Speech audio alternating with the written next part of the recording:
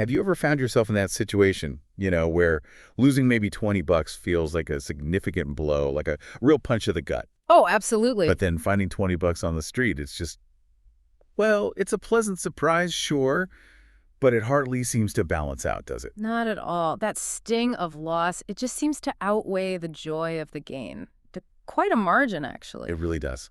Well, today we're diving deep into one of the most powerful and frankly predictable forces in human psychology, loss aversion. Exactly. What we're talking about here is a fundamental asymmetry. It's baked into our psychological experience of gains and losses. Asymmetry, okay. Yeah, and it's really the cornerstone of Daniel Kahneman and Amos Tversky's Nobel Prize-winning work, prospect theory. Prospect theory, right. And it basically dictates that the pain of a loss is psychologically much more potent, much more impactful than the pleasure you get from an equivalent gain. So it's a core human bias, deeply ingrained. Deeply ingrained. And it shapes so much of what we do, often, without us even consciously realizing it. Wow. Okay, so this asymmetry is profound. We're going to unpack exactly how this powerful idea, this bias, really subtly influences our decisions. Right, and it's not just big financial stuff. No, we'll journey from, say, the high-stakes world of financial markets, all the way down to our most mundane, everyday choices, and hopefully uncover some surprising insights that can genuinely help you navigate a world that's really shaped by this force. Yeah, the goal is to help you not only understand your own reactions better, but maybe also see the motivations behind other people's actions in a whole new light. Should be illuminating. Get ready. Okay, so let's really dig into this concept, starting right at the origin. Kahneman and Tversky's work. This wasn't just some quirky observation, was it? Not at all. It was truly a scientific revelation about how our minds actually operate, especially that seminal paper, The Framing of Decisions and the Psychology of Choice. Right. So what exactly did they uncover that was so revolutionary? What was the big shift? Well, their findings basically turned our understanding of human decision-making on its head. At its core, prospect theory says people don't evaluate choices based on, absolute values, the total amount of money they might end up with, for instance. Okay, not the final amount. No, but rather on perceived gains and losses relative to a specific starting point, a reference point. And critically, they weigh the losses much, much more heavily than the equivalent gains. So like an internal scale in your mind. Exactly. Imagine that scale. A loss on one side just tips it down harder with way more emotional force than a gain of the same size on the other side. It's not symmetrical at all. It's intrinsically skewed. Right. So it's not just a little off. It's fundamentally weighted towards the negative. Precisely. The core principle here is that the negative feeling of losing something, let's just call its value X, is consistently greater, more intense than the positive feeling of gaining that exact same X. And it's not a one-to-one ratio. That's the key insight, isn't it? That's the key. Behavioral economics research often suggests that losses are felt anywhere from 2 to maybe 2.5 times more intensely than gains. 2 to 2.5 times, that's significant. It is. So think about it. Finding $100 gives you a certain amount of happiness, maybe fleeting.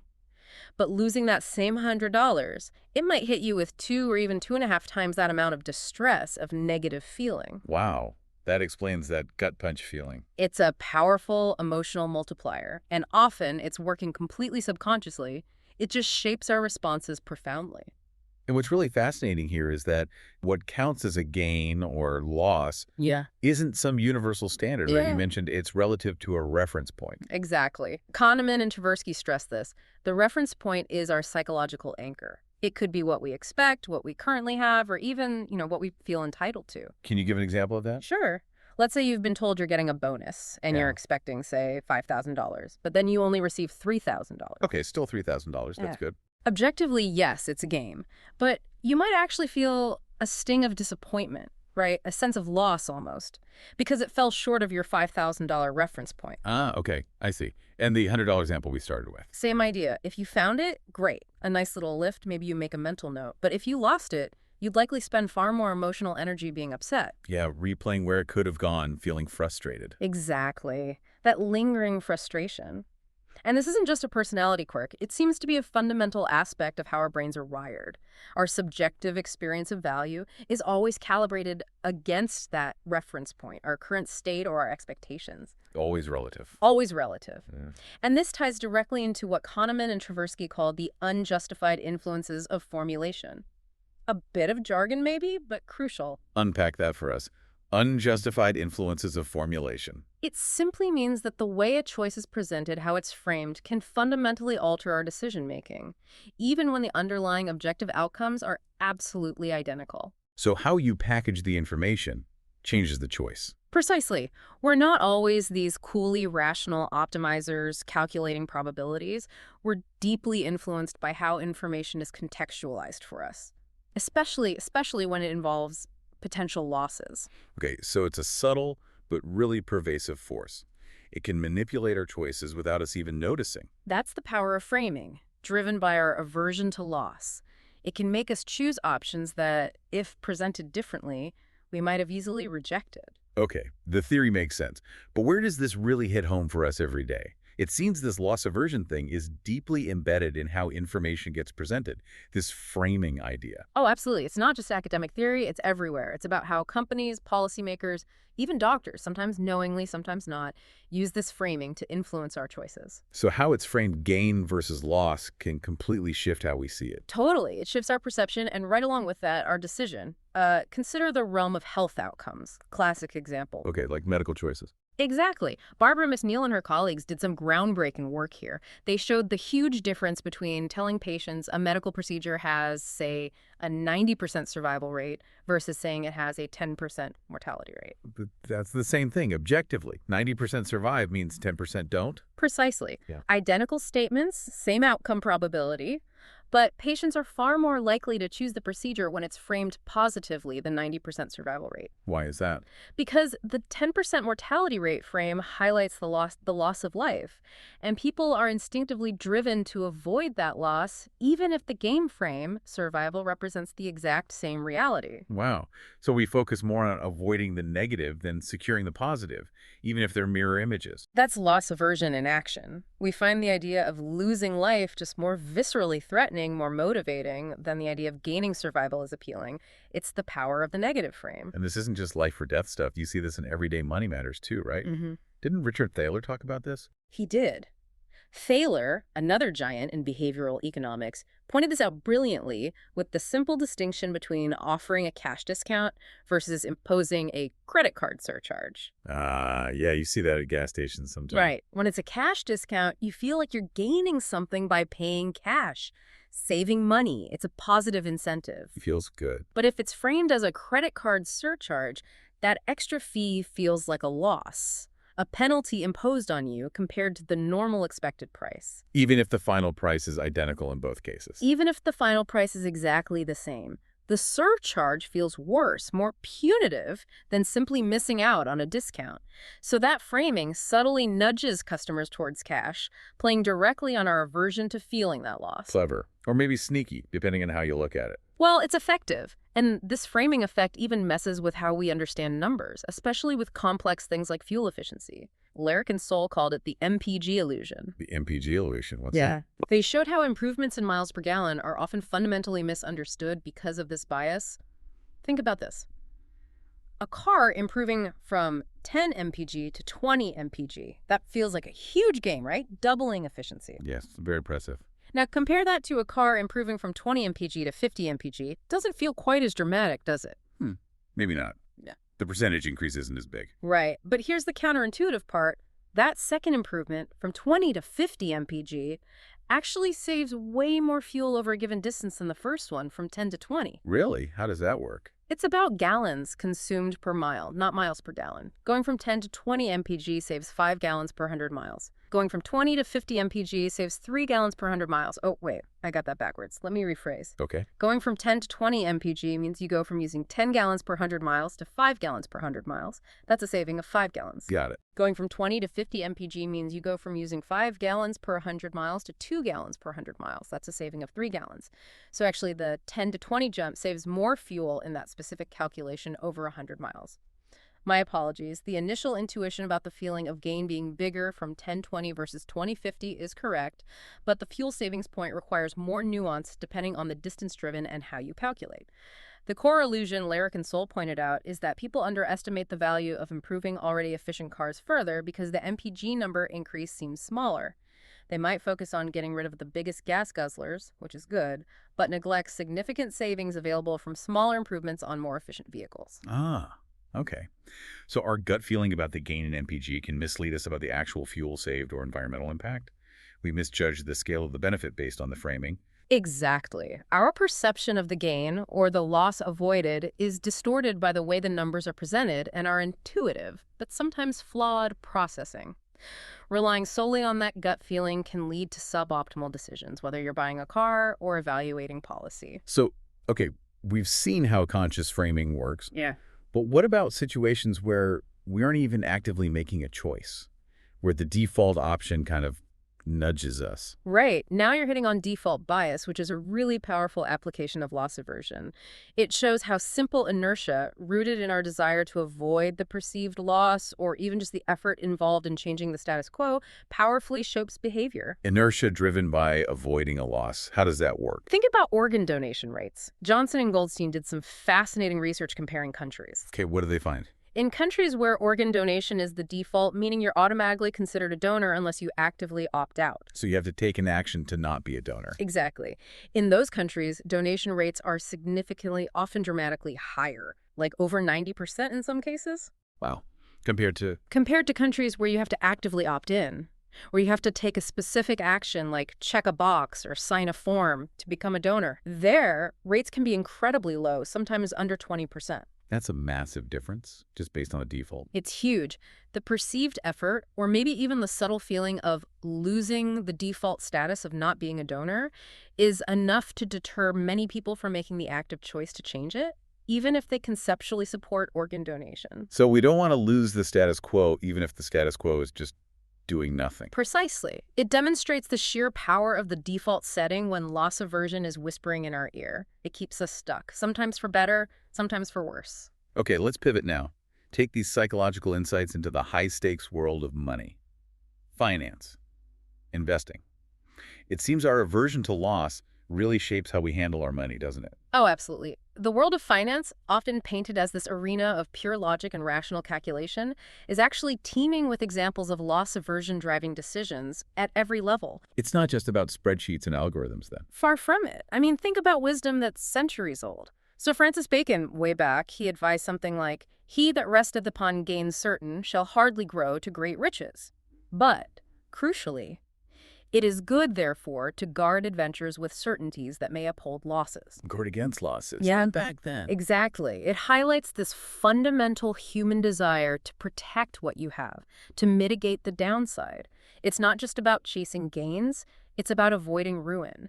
That drive to avoid loss seems like a constant force in economic behavior. And more modern thinkers, like Benjamin Graham. Graham, the father of value investing, absolutely saw this. He basically told investors to resign himself in advance to the probability that their stocks would go up, sure, maybe 50%, but also that they would likely decline significantly from their highs, maybe a third or more. So accept volatility, accept potential losses. Right. But the knowledge of those potential declines, those potential losses, profoundly impacts how investors behave. It often leads to irrational actions that actually hurt their long-term results. Like what kind of actions? Well, common ones are selling winning stocks too early. You want to lock in the game, right? Which really means you want to avoid the potential future loss if the price drops back down. Avoiding the loss of the paper profit. Exactly. And conversely, holding on to losing investments for way too long, hoping they'll just get back to what you paid for them. The break-even fallacy. Right. You're avoiding the psychological pain, the loss of admitting you made a mistake and realizing that loss financially. The discomfort of selling below your purchase price often outweighs the logic of cutting ties with a bad investment. And Graham also talked about how trying to beat the market can be self-defeating, didn't he? Is that related? I think it is. He suggested that the work of many smart people trying to outperform the market tends to be self-neutralizing and self-defeating. Part of that might be rooted in these behavioral biases. If everyone is driven by the same underlying fear of loss, or maybe regret aversion, the fear of missing out on gains others are getting at can lead to herd behavior. Short-term, emotionally charged decisions that collectively undermine sound strategies, everyone reacting to the same fear signal. Okay, so individual biases scale up to market behavior. Let's talk about some real-world examples. Market drama, where loss aversion really took center stage. The 2008 crisis seems like a big one. Absolutely. The financial crisis is just a stark, painful case study. Think about The Big Short, which captured it so vividly. Remember Greg Lippman, the trader, trying to convince people to bet against the subprime mortgage market? To short it. Yeah, it seemed like a crazy idea to most people at the time. It did, and initially he tried selling it based on the huge potential gains, appealing to greed. But as the book says, greed hadn't worked, so he tried fear. He flipped the script. Completely. He brilliantly reframed his complex bet not as a way to get rich, but as a hedge. He told potential clients, you need to cover yourself in a collapse. Spend a little now to avoid a massive, unthinkable future loss. Loss aversion as the sales pitch. Exactly. It was incredibly potent. It shows how much more powerfully the threat of losing what you already have can motivate people, especially in high finance, compared to just the promise of making more. It shifted the whole mental calculation. And when those losses started becoming real, during the CDO collapse. Oh, the psychological impact was immense, visceral. You had banks, the institutions that created and held these complex, opaque things, suddenly sweating and moaning to price the risks. The denial just evaporated. Panic sets in. Total panic. Positions that were valued one day at, say, 600 grand went to 6 million the next day in terms of potential losses or required write-downs. This sudden, intense realization of massive snowballing losses triggered frantic revaluations, desperate actions across the board. Trying to stop the bleeding. Exactly. It wasn't about rational calculation anymore. It was pure survival mode, driven by the acute pain of those realized and anticipated losses. It fundamentally reshaped the financial world. And it's not just about abstract financial instruments, right?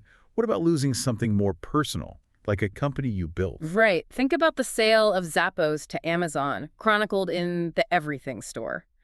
For Tony Tsai, the founder, and his investors, selling wasn't just a business deal, it felt like a profound loss. A loss of what? They got a lot of money. A loss of identity, of independence, of their unique company culture and vision. Even though the sale was financially logical, maybe even necessary, the quote captures it. The last thing we wanted to do was to sell. It was mortifying. Mortifying. That's strong. It really conveys the intense emotional weight, the grief associated with that perceived loss that went way beyond the dollars and cents. It was losing their creation, their dream. That's what stung. That really highlights the personal side. But it's not just these huge dramatic events, is it? What about more subtle, everyday perceived losses, even when you're actually making good money, especially in competitive fields? Oh, definitely. Michael Lewis's Liar's Poker is just brilliant on this. It gives you this visceral look inside Wall Street compensation culture back then. What did he find? He tells the story of a new trader, Howie Rubin. Made $90,000 his first year, which was a ton of money at the time. Yeah, sounds pretty good. But he felt cheated, genuinely indignant. Why? Because the guys around him, the established players, were making vastly more. Millions in some cases. So by the firm's internal standards, making only $90K, Lewis writes, it was like being on welfare. Wow, so even making $90,000 felt like a loss. A relative loss. It shows how powerfully our reference points, especially our peers, shape our feelings. He was objectively rich, but felt psychologically poor compared to the people he measured himself against. That ties back to the reference point idea again. Absolutely. And there's this perfect, cynical quote from Alexander, one of the veteran traders Lewis writes about. You only attain new levels of relative poverty. Ouch. But insightful. It perfectly captures it. When your reference point becomes the astronomical bonuses and lifestyles of your colleagues, even substantial wealth can feel like, well, not enough, like a loss or an insufficiency. That feeling of not having enough is deeply tied to who you're comparing yourself with. And this feeling, this sense of relative loss and disappointment, it had real consequences for loyalty, right? People didn't stick around. Not at all. It drove huge behavioral shifts. The older, more experienced traders at Salomon Brothers, the ones playing for real money, they were bitterly disappointed by their bonuses one year. How disappointed. Well, they might have expected, say, $800,000, but received only $450,000. Now, $450K is still a fortune, but that huge shortfall from their expected gain, it functions psychologically as a deeply painful loss. A loss relative to expectation. Exactly. It triggered feelings of betrayal, injustice, and Lewis describes how this led directly to short-term greed and basically zero loyalty. Traders started streaming out the door. Right. Where were they going? To competitors who were offering big guarantees. They were actively trying to avoid the future pain, the future potential loss of being disappointed again. They were jumping ship to lock in a guaranteed amount, driven by that powerful aversion to the loss they'd just experienced. It was a mass exodus fueled by fear of being shortchanged again. Okay, so loss aversion isn't just individuals reacting to money or markets. It seems it shapes entire corporate strategies, the big decisions leaders make under pressure. Absolutely. It can completely shift a company's focus, dictate where resources go, and fundamentally alter its strategic direction. Sometimes for the better, sometimes not. Can you give an example from business history? Sure. Think about the early days of General Motors, Right. as Alfred Sloan detailed in My Years with General Motors. When the company was struggling, the banking group managing it made a really tough call. What did they do? They liquidated the unprofitable units, wrote off about $12.5 million in assets and inventory value, which was a huge sum back then. Painful, but necessary to stop the bleeding, I guess. Exactly. It demonstrates a critical action taken specifically to stop ongoing losses. The immediate drive to avoid those direct operational losses was paramount. But what's also interesting from that time, Yes. even while GM's absolute sales were increasing, they actually lost in relative position down from 20% to 10% of the market, primarily because Ford was growing so fast with the Model T. Ah, so a relative loss again. Losing market share. Precisely. And that relative loss, even during a period of absolute growth, was a massive strategic concern. It powerfully drove major changes and restructuring within GM later on. The feeling of falling behind, of losing ground to a key competitor, is a potent motivator for strategic shifts. And you see this play out in product decisions, too, where avoiding a current problem might overshadow investing in the future. Definitely. A classic example is Procter & Gamble's decision regarding Pampers in the late 1980s, discussed in Playing to Win. What was the decision? They chose not to invest aggressively in the new category of pull-ons diapers, designed like training pants. Why not? That seems like a big market now. It became huge. But at the time, P&G was under intense pressure to get its Ultra Pampers product upgrade execution right. They were having issues with their core product. So they focused on fixing the existing product. Yes. They prioritized fixing the current problem, which essentially meant avoiding a current market failure or the loss of their established position with Ultra Pampers. That immediate, tangible threat of a current loss outweighed the more distant, less certain potential gain from investing heavily in a new, innovative category. Classic loss aversion influencing strategy. Protecting what you have, maybe at the cost of future growth. It's a textbook case. They were defending their current turf. Okay, let's shift to high-stakes situations. Negotiations, building a company from scratch. How does loss aversion manifest when the stakes are incredibly personal? The drive to avoid loss can trigger truly extraordinary efforts.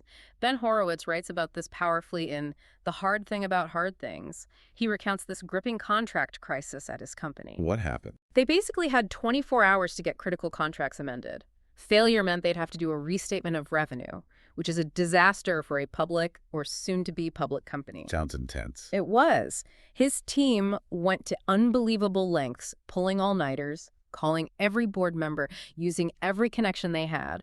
Their single, desperate goal was to prevent that restatement. To avoid that massive corporate loss. Exactly. Financial loss, reputational loss. The potential loss was so catastrophic, so threatening, that it mobilized the entire organization to achieve something that seemed almost impossible, a true race against time to avoid disaster. And you see a similar intensity with someone like Elon Musk, right? Yeah. His focus on survival. Oh, absolutely. His biography by Walter Isaacson really details this. Musk's constant, almost obsessive focus on the burn rate at SpaceX and Tesla. How much cash they were spending. Yeah, but he framed it as a constant loss, burning through $100,000 per day. That framing creates this intense, almost frantic urgency, a culture demanding extreme efficiency. Turning spending into an active loss. Right. And he also saw delays not just as missed opportunities, but as missing out on that money.